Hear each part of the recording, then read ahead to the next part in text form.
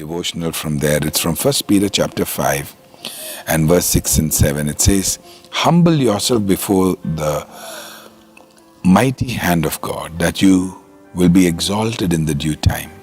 Cast all your cares upon him, for he really cares for you. You know, our God loves to care. Our God is a caring God. He cares for us. The Lord cares for us. But the key there is, God is saying, humble yourself. You know, all of us, we humble ourselves. When we are sick, we humble ourselves before the doctor.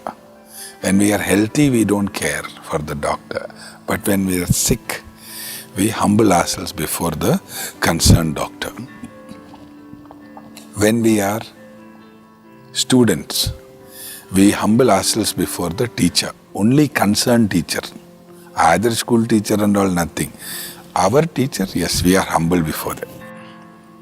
We're very selective about before whom we are humble. So God is saying, humble yourself before the Lord. What does that mean? The Lord is everywhere, so be humble everywhere. Now that doesn't mean be weak everywhere. It doesn't mean allow others to treat you like a doormat. No. That's not what it means. Humble yourself before the Lord means, in every situation, be willing to serve the people, be willing to serve in the situation with all what you have. That person may be great, that person may be slow, low, illiterate, whatever. That person's pace may not be your pace. That may not be a person everyone respects. But if that person needs to be served, with all what you have, serve. That's the meaning of what the Lord was saying. Humble yourself before the Lord means be willing to serve in every given opportunity. And humble yourself before the Lord, serve in the presence of the Lord, and God will lift you up. I love that. The Bible is not saying your service will lift you up. The Bible is saying God will lift you up. Why? Because many times when you serve, your service will be forgotten. Your humility will be disrespected. God is saying, but don't worry, I will lift you up. Even if your efforts, somebody else takes the credit. Of course, you should demand what is yours.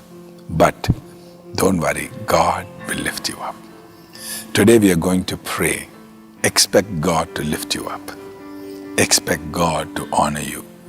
But there is a caveat there, in His due time. Sometimes our timeline and God's timeline is different. You know, Indian railways, they sometimes don't keep their time. That is because they cannot keep their time. And many people think that God is also like that. God gets delayed because He gets stuck at some signal. He is stuck with other people's matter. No. God cannot be compared to human inefficiency. God sometimes is on our watch delayed, but on His time He is perfect. Which means God did not plan to do the way you expected Him to do.